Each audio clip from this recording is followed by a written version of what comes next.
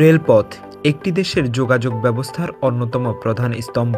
এটি শুধু এক স্থান থেকে অন্য স্থানে যাতায়াতের মাধ্যম নয়, বরং সমাজ, অর্থনীতি ও মানুষের জীবনযাত্রার বৈপ্লবিক পরিবর্তন আনার একটি শক্তিশালী উপকরণ। লক্ষ্মীপুর জেলাকে রেলওয়ে নেটওয়ার্কের আওতায় আনতে এবং দক্ষিণ পূর্বাঞ্চলের যোগাযোগ ব্যবস্থায় বৈপ্লবিক পরিবর্তন ঘটাতে লক্ষ্মীপুর ১ আসনের সংসদ সদস্য শাহাদাত হোসেন সেলিম হাজীগঞ্জ থেকে রামগঞ্জ, লক্ষ্মীপুর হয়ে চর আলেকজান্ডার পর্যন্ত নতুন রেলপথ স্থাপনের জন্য সরকারের নিকট ডিউ লেটার প্রদান করেন।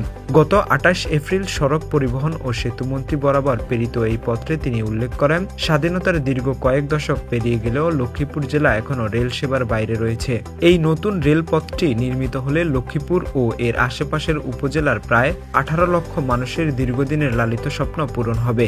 লক্ষ্মীপুরে উৎপাদিত কৃষিপণ্য, নারিকেল, সুপারি এবং মেঘনার ইলিশ সহ বিপুল মৎস্য সম্পদ খুব সহজে ও কম খরচে রাজধানী ঢাকা এবং বন্দরনগরী চট্টগ্রামে পৌঁছানো সম্ভব হবে। রেল যোগাযোগ স্থাপিত হলে এই অঞ্চলের ব্যবসায়িক স্থবিরতা কাটবে এবং কর্মসংস্থানের নতুন দিগন্ত উন্মোচিত হবে। পত্রের সংসদ সদস্য শাহাদাত হোসেন সেলিম বলেন, ভৌগোলিক গুরুত্ব ও অর্থনৈতিক উন্নয়নের স্বার্থে হাজীগঞ্জ থেকে চর আলেকজান্ডার পর্যন্ত এই রেলপথটি অত্যন্ত জরুরি। এটি শুধু যাতায়াত মাধ্যম নয়, বরং লক্ষ্মীপুরের মানুষের জীবনযাত্রার মান উন্নয়নের চাবিকাঠি। এলাকাবাসীর মতে এই রেলপথটি চালু হলে দক্ষিণ পূর্বাঞ্চলের আঞ্চলিক বৈষম্য দূর হবে এবং সাধারণ মানুষ সাশ্রয়ী মূল্যে যাতায়াতের সুবিধা পাবে।